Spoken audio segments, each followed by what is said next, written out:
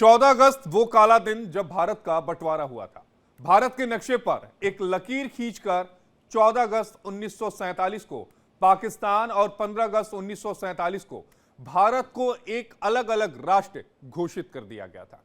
15 अगस्त यानी कल भारत एक नए उत्साह उमंग के साथ अपनी आजादी का जश्न मनाता है। लाल किले से लेकर गांव की चौपाल तक तिरंगे का मान और गौरव अपनी पूरी शान के साथ लहराता है।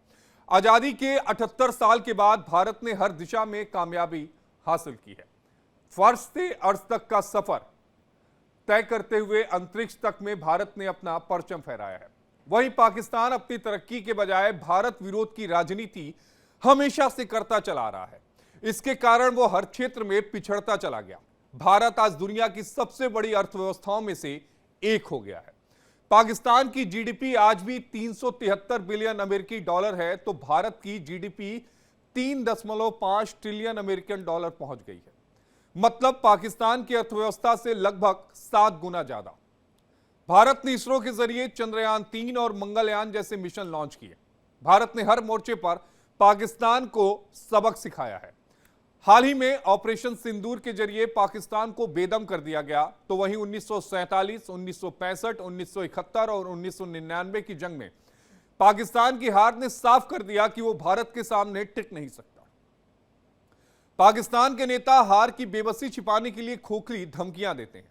आतंकवाद के सहारे पाकिस्तान पर वार करने की कोशिश करता है भारत पर पाकिस्तान, लेकिन भारत ने दुनिया के बाकी देशों के सामने पाकिस्तान की पोल खोल कर रख दी है। इतना ही नहीं, पाकिस्तान कर्ज में इस कदर डूब चुका है कि पाकिस्तान आईएमएफ के सहारे अपने मुल्क के लोगों को जो पेट है वो पालने के लिए मजबूर है। पाकिस्तान में महंगाई चरम पर है। भारत के पास हथियार है, भारत में साक्षरता है, भारत की वैश्विक पहचान है। आजादी के बाद नए भारत तरक्की कर रहा है, जबकि इन 78 सालों में पाकिस्तान खस्ता हाल हो चुका है। और इसी पर बातचीत करने के लिए हमारे साथ 3 खास मेहमानों का पैनल जुड़ा है। हमारे साथ मेजर जनरल रिटायर अनुज माथुर जी जुड़े हैं, हमारे साथ कर्नल शिवदान जी जुड़े हैं और हमारे साथ ग्रुप कैप्टन यूके देवनाथ जी जुड़े हैं। आप तीनों खास मेहमानों का बेहद स्वागत है। मेजर जनरल अनुज माथुर जी, जय हिंद। सबसे पहले मैं आपके पास आना चाहूंगा, इन 78 सालों में पाकिस्तान किस कदर गर्त में गया है, जरा आप अपना एक टिप्पणी इस पर दीजिएगा। उसके बाद एक एक कर से सबसे इस पर एक टिप्पणी लूंगा। आशीष, सबसे पहले तो मैं माफी के साथ आपकी एक चीज को थोड़ा सा मेरा व्यू उस पर देना देना जी जी, पसंद प्लीज करूंगा। प्लीज। आपने कहा कि 1947 में 14 अगस्त को पाकिस्तान अलग देश बना और 15 अगस्त को भारत अलग देश बना। ये मेरा मानना है कि 14 अगस्त को पाकिस्तान का जन्म हुआ और भारत सदियों से है, हजारों लाखों सालों से है। और भारत का कोई जन्म नहीं हुआ था, भारत कोई अलग देश नहीं बना था। भारत दुनिया के सबसे पुराने देशों में से, सबसे पुरानी सभ्यताओं में से एक है। प्लीज सबसे डोंट माइंड। पुरानी सभ्यताओं में से नहीं, बल्कि सबसे पुरानी सभ्यता तो सनातनी है। सनातन के बाद ही तो सब कुछ आया। मैं वही कहना चाह रहा हूं कि जब भी मुझे लगता है हम इंडिया पाक डिवीजन की बात करते हैं, वो इंडिया पाक डिवीजन नहीं है। वो पाकिस्तान का जन्म हुआ, पाकिस्तान भारत से अलग हुआ। ये भारत का अनुज बना ये माथुर जी, नहीं है। त्रेता युग है, त्रेता युग है, हाँ, सतयुग है, द्वापर युग है, आशीष, मैं उसके बस बाद कलयुग है। सिर्फ हम तो त्रेता में भी थे, हम तो बिल्कुल बिल्कुल सतयुग में आशीष। भी थे, हम तो द्वापर में भी थे, और अब हम कलयुग में भी हैं। हाँ, तो ये सिर्फ पाकिस्तान का जन्म हुआ था। अब मैं आपके प्रश्न का उत्तर देने का प्रयास करूंगा। देखिए, पाकिस्तान को 2 3 4 पैरामीटर्स में इनको देखने की आवश्यकता है। पाकिस्तान एक ऐसा देश है जिसने के 4 डायरेक्ट बाउट्स होती हैं उसकी मिलिट्री रूल की। याया खान, अयूब खान, जियाउल हक और परवेज मुशर्रफ। 4 डायरेक्ट बाउट्स हैं। 3 बार उनका कॉन्स्टिट्यूशन सस्पेंड हुआ है। और एक ग्राफिटी में याद दिलाना चाहूंगा आपको, जब 1973 में भुट्टो साहब प्रधानमंत्री की शपथ ले रहे थे, तब एक कराची में ग्राफिटी दिखाई गई थी कि we are sorry for a brief democratic interruption, martial law, military rule will be resumed soon. तो ये उनकी राजनैतिक यात्रा है कि उनके राजनीति पर, उनके देश के ऊपर सदैव से पाकिस्तान की सेना का वर्चस्व रहा है, उनका कंट्रोल रहा है, उनका दबाव रहा है।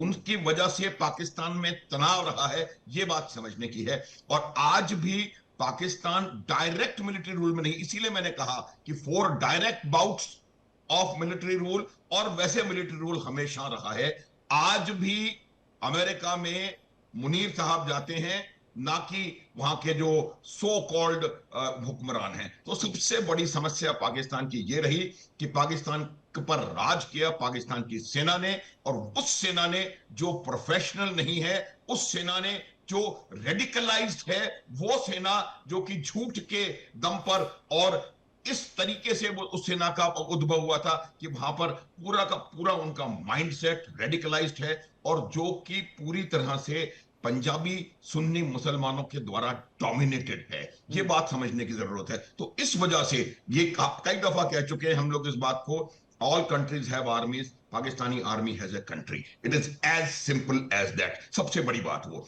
दूसरी बात, जब पाकिस्तान भारत से अलग हुआ और उसके बाद शुरू के वर्षों में पाकिस्तान की जो अर्थव्यवस्थाएं थी वो कहीं अच्छे तरीके से वो चल रही थी। अब चूंकि आर्मी का कंट्रोल था और उनकी पॉलिसी सिर्फ और सिर्फ कश्मीर सेंट्रिक पॉलिसी बनी रही, तो उसकी वजह से उनकी इकोनॉमिक कंडीशंस पे डेंट लगना शुरू हो गया। जो जहां पर पैसा डिप्लॉय होना चाहिए था वहां पैसा डिप्लॉय नहीं हुआ, उस पैसे को गलत जगहों पर डिप्लॉय किया गया और उस पैसे से आतंकवाद को बढ़ावा दिया गया। हालांकि मेजर जनरल अनुज माथुर जी, मैं एक सेकंड आपका लूंगा। हालांकि उस समय महाराजा हरि सिंह ने थोड़ी समझदारी से काम लिया होता तो कश्मीर की समस्या ही कभी ना होती। 3 दिन के बाद जो उन्होंने फैसला लिया, 3 दिन के पहले ले लिया होता तो चीजें ऐसी होती ना। मैं पूरी तरह सहमत हूं। उस विभाजन, वो जो कश्मीर की समस्या का जो है उसमें अलग से उसके ऊपर बातचीत की जा सकती है, लेकिन मेरा यह मानना है कि पाकिस्तान ने कश्मीर की समस्या को अपना सोल ऑब्जेक्टिव, अपनी इकोनॉमिक पॉलिसीज का, एक एक्सटर्नल अफेयर्स पॉलिसीज का और अपनी डोमेस्टिक पॉलिसीज का एकमात्र agenda anti India, anti Kashmir, ये बात। तीसरी बात उनकी ये थी कि जब उन्होंने डेवलपमेंट की जब आवश्यकता आई तो उनकी जो उन्होंने 47-48 में एक युद्ध छेड़ दिया, 65 में एक और युद्ध छेड़ दिया, 71 में उन्होंने जो किया उसके बारे में बात की जा सकती है कि किस प्रकार से बंगालियों पर उन्होंने पूरी तरह से अट्रॉसिटीज करी। वही अट्रॉसिटीज जो कि डायरेक्ट एक्शन डे 16 अगस्त 1946 से शुरू हो गई थी भारतवर्ष में उनका, तो उसकी वजह से उनकी अर्थव्यवस्था लगातार नीचे की ओर गिरती रही। अब जहां तक सवाल इस बात का है कि आज की उनकी परिस्थिति क्या है, आज पाकिस्तान 25 बार आईएमएफ से बेल आउट पैकेज ले चुका है। आशीष, बेल आउट पैकेज उस समय दिया जाता है जबकि आपकी अर्थव्यवस्था पूर्णतया चरमरा गई हो और उसको नहीं अगर उबारा गया तो वो वहां पर त्राहिमाम हो जाएगा। तो ऐसी परिस्थिति 25 बार आ चुकी है, एक बार नहीं, 2 बार नहीं, और अभी भी लेटेस्ट उन्होंने बेल आउट लिया है जिसकी कि वो शर्तें पूरी नहीं कर पा रहे। तो मेरा कहने का मतलब ये कि उनकी जो अर्थव्यवस्था थी वो लगातार नीचे की तरफ गिरती गई। वजह सिर्फ ये थी डायरेक्ट आर्मी का कंट्रोल, डायरेक्ट उनका पैसे का रॉन्ग डिप्लॉयमेंट, जो एनवायरनमेंट जो कि मेरे आयात को खींच सकता है, वहां पर उसको पैसा वहां पर इन्वेस्ट करने के, इन्वेस्टमेंट का जो एनवायरनमेंट बन सकता है वो बनाने में वो अक्षम रहे। और आज परिस्थिति ये है कि जो उनका रुपया डॉलर के मुकाबले भारत और पाकिस्तान का रुपया लगभग बराबर था आज से 50 साल पहले, आज वो हमसे 1/4 नंबर पे है। हम दक्षिणी ध्रुव चंद्रमा पर जा रहे हैं, हमने स्पेस रिसर्च में इतना काम किया है, हम मॉडर्नाइजेशन आर्म्ड फोर्सेस का कर रहे हैं, हम इंडिजनाइजेशन हर चीज का कर रहे हैं। आत्मनिर्भरता की ओर भारतवर्ष तीव्रता की ओर तरीके से गतिमान है। इनफैक्ट लगभग 90 से 95% क्षेत्रों में हमने पूर्ण आत्मनिर्भरता हासिल कर ली है। हम एक बड़ा निर्यातक देश बन चुके हैं। हम हर चीज इंक्लूडिंग डिफेंस इक्विपमेंट को एक्सपोर्ट कर रहे हैं। तो भारत एक शक्ति बन के आया है। उसकी वजह ये रही कि हमने अपनी जितनी भी पॉलिसीज थी उनको सही डायरेक्शन, दिशा सही दी, और उसकी वजह से हम अपने आप को इतना आगे बढ़ा पाए। ठीक है, मैं शिवदान जी आपके पास आऊंगा, लेकिन उससे पहले एक बड़ी खबर आ रही है, उस पर आपका रिएक्शन भी ले लूंगा। पाकिस्तान में स्वतंत्रता दिवस के जश्न में फायरिंग हुई है। गोलीबारी में 3 की मौत हुई है, 60 लोग घायल हो गए हैं। कराची में स्वतंत्रता दिवस समारोह में यह फायरिंग हुई है। हवाई फायरिंग में 3 लोगों की मौत हो गई और 60 से अधिक लोग घायल हो गए। अधिकारियों ने नागरिकों से स्वतंत्रता दिवस को सुरक्षित तरीके से मनाने का आग्रह किया है। तो जब फायरिंग हुई, जब जश्न मनाया जा रहा था, उसके बाद की भी तस्वीरें आपको दिखा रहे हैं। दरअसल पाकिस्तान का जो जन्म हुआ वो भारत से नफरत की वजह से हुआ और पाकिस्तान में रहने वाले लोग भारत को किस नजर से देखते हैं वो हम सभी जानते हैं और ये छुपा नहीं है। और अगर आप बंदर के हाथ में उस तरह थमाएंगे तो वो दाढ़ी तो नहीं बनाएगा, गला काटेगा। और पाकिस्तान में यही कुछ हो रहा है। कर्नल शिवदान जी, आपका कमेंट प्लीज। देखिए, मैं क्रमवार ये बताना चाहता हूं कि पाकिस्तान इस कंडीशन में क्यों पहुंचा है। जैसे ही दोनों देश अलग अलग हुए तो ये देखा गया कि जो ये सबसे अच्छे प्राकृतिक रिसोर्सेज सब पाकिस्तान के हिस्से में आए। आपको पंजाब का बेस्ट पोर्शन मिला, उनको नॉर्थ वेस्ट के प्रोविंस में का बेस्ट पोर्शन मिलेगा और बलूचिस्तान में इतने रॉ मटेरियल हैं, रेयरस्ट रॉ मटेरियल, सबसे रिच खनिज पदार्थ पाकिस्तान के हिस्से में आए। मगर उसका कारण एक है, जो पाकिस्तान भुखमरी के कगार पर पहुंचा है, उसका एक ही कारण है कि अलग देश बनते ही वहां की सेना ने यह सोचा कि पाकिस्तान पर किस तरह से अपना कब्जा किया जाए और प्रजातंत्र के को दिखावा करके पाकिस्तान की सेना वहां पर कब्जा करना चाह रही थी। इसके लिए उन्होंने कश्मीर का मुद्दा उठाने की कोशिश की, क्योंकि अंग्रेजों के बनाए हुए कानून के हिसाब से 544 रियासतें को भारत या पाकिस्तान मिलना था, उनके जो रूलर्स थे उनके उनके उनके रजामंदी पर। तो तब तक महाराजा हरि सिंह ने कोई डिसीजन नहीं लिया था, मगर इसके बावजूद पाकिस्तान की सेना ने कश्मीर पर हमला कर दिया, केवल ये दिखाने के लिए देशवासियों को कि हम तुम्हारी रक्षा के लिए, भारत से तुम्हारी रक्षा हम ही कर सकते हैं और कोई नहीं कर सकता है। इस चक्कर में उन्होंने कश्मीर का मुद्दा खड़ा कर दिया और भारत के साथ दुश्मनी पैदा कर ली। जिस पड़ोसी देश के साथ मिलकर के पाकिस्तान आज एक विस्तृत आर्थिक शक्ति बन सकता था, उसी पड़ोसी देश से पाकिस्तान ने नए नए मौके ढूंढे दुश्मनी करने के। और इसके अलावा उन्होंने 1947 जंग हारी बुरी तरह से। उसके बाद जब हमने 62 में हमें चीन के खिलाफ थोड़ी सी शिकस्त मिली तो उन्होंने, पाकिस्तान ने सोचा कि इस वक्त अच्छा मौका है, उन्होंने 65 का युद्ध हमारे ऊपर थोप दिया, जिसमें कि उनका इरादा यह था कि इस वक्त भारत की सेना जो कमजोर है उसको कब्जा कर लिया जाए और उसको अपना जब कश्मीर कब्जा पक्का कर लिया जाए। मगर उसमें भी सफल नहीं हुए वो। और उन्हीं की नीतियों के कारण ही बांग्लादेश में विद्रोह खड़ा हो गया, क्योंकि पाकिस्तान में ये रूल है, ये अनऑथराइज वो है कि वहां की पंजाबी कम्युनिटी किसी और कम्युनिटी को प्रधानमंत्री को नहीं देखना चाहती है। इसीलिए जब शेख मुजीबुर रहमान जीत के आए, उन्होंने उसको स्वीकार नहीं किया, तो अब जीते जाते उसको उन्होंने मना कर दिया प्रधानमंत्री बनाने के लिए, जिसकी वजह से बंगाल में विद्रोह हुआ और 71 का ऑपरेशन हुआ। कारगिल में यही कोशिश की उन्होंने। कारगिल में अपने आतंकवादियों को भेज करके दिखाया कि लोकल जम्मू कश्मीर के लोग जो हैं वो भारत से अलग होना चाहते हैं।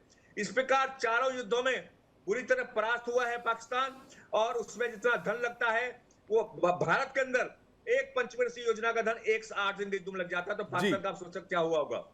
इसके अलावा पाकिस्तान ने जिस काम को कोई भी सभ्य समाज नहीं करेगा, आतंकवाद का एक्सपोर्ट करना शुरू कर दिया।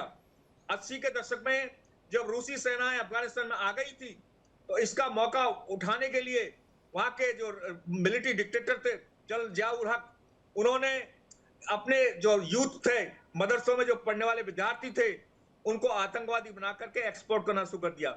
जिस देश का यूथ आतंकवाद में लिप्त है, उस देश की प्रोडक्टिविटी का क्या हाल होगा, उस देश में आर्थिक व्यवस्था कैसे सुधरेगी। तो ये पाकिस्तान में एक, जैसे हमारे देश में हर यूथ जो है सॉफ्टवेयर का करना चाहता है, तरह तरह के उद्योगों में लगना चाहता है और देश का निर्माण करना चाहता है, वहां का हर नौजवान आतंकवादी बनना चाहता है, टेररिस्ट बनना चाहता है और मुस्लिम फंडामेंटलिस्ट बनना चाहता है। तो ये एक बड़ी वजह है, ये बड़ी वजह है कट्टरवादी सोच। यूके देवनाथ जी, फाइनल कमेंट ले लेता हूं, समय की कमी है, माफ करिएगा कर्नल शिवदान जी। यूके देवनाथ जी, 3 मिनट आपके पास है, फाइनल कमेंट पाकिस्तान की स्थिति को लेकर। पाकिस्तान आजादी के बाद कहीं नहीं गया, धरातल में, रसातल में चला गया। सबसे बड़ी एक ही उनकी कामयाबी है कि उन्होंने अपने ही भाई बांग्लादेश को 1971 में खो दिया। ये उनकी विदेश नीति और उनके दिल और दिमाग की फेलियर दर्शाता है। वहां हुआ क्या? जब से आजाद हुआ है पाकिस्तान में सिर्फ आर्मी ही रही है, 35 साल आर्मी ही शासक रही है। बाकी जो 40 साल है इसके दौरान भी आर्मी ने पर्दे के पीछे से राज किया। पाकिस्तान के यहाँ पर आप देखिए किसी भी प्राइम मिनिस्टर का नाम कोई नहीं याद कर सकता, लेकिन दुनिया भर में जितने विदेश मंत्रालय हैं, एम्बेसीज हैं, वो अयूब खान, याहिया खान, जियाउल हक, मुशर्रफ और अब आसिम मुनीर को याद करते हैं। अब पाकिस्तान की सबसे बड़ी कामयाबी है कि अमेरिका और चीन भी जब उनसे पाकिस्तान से बात करनी होती है तो आसिम मुनीर से बात करते हैं। कोई भी शहबाज शरीफ से बात करके राजी नहीं है। जी, ये बड़ी बात है कि कोई भी शहबाज शरीफ से बात करने के लिए राजी नहीं। 30 सेकंड और अनुज माथुर जी फाइनल कमेंट लूंगा, 30 सेकंड सबको। अनुज माथुर जी प्लीज आपसे शुरुआत। कि पाकिस्तान की परिस्थिति को मैं 4 लाइनों में समझाने का प्रयास करूंगा। वो कर्ज के बोझ के तले दबे हुए हैं, इकोनॉमिक बेलआउट्स के ऊपर जिंदा है, करेंसी कोलैप्स हो रही है, इन्फ्लेशन हाइपर बन गया है, अनएम्प्लॉयमेंट राइज कर रहा है, फ्रैक्चर्ड आर्म्ड फोर्सेस हैं, सोसाइटल सिस्टम जो है वो कहीं ना कहीं बर्बाद हो रहा है, शिया सुन्नी वहां पर प्रॉब्लम्स हो रही हैं, बलोचिस्तान उनके हाथ से जा रहा है, खैबर पख्तूनख्वा उनके हाथ से जा रहा है। ओवरऑल ठीक पाकिस्तान है, की शिवदान जी 30 परिस्थिति सेकंड प्लीज, दयनीय प्लीज है। सर। शिवदान जी 30 सेकंड। संयुक्त राष्ट्र संघ को अपना ढांचा बदलने की आवश्यकता है। जैसे पाकिस्तान में पर्दे के पीछे से वहां की आर्मी रूल कर रही है, इसको संयुक्त राष्ट्र संघ को पहचानना चाहिए। जिस प्रकार संयुक्त राष्ट्र में प्रोविजन है, जहां भी आर्मी रूल होता है वहां पर संयुक्त राष्ट्र संघ रेस्ट्रिक्शन लगती है। इसीलिए ठीक है पाकिस्तान देवनाथ restriction साहब, लगाकर ठीक है देवनाथ साहब 30 सेकंड।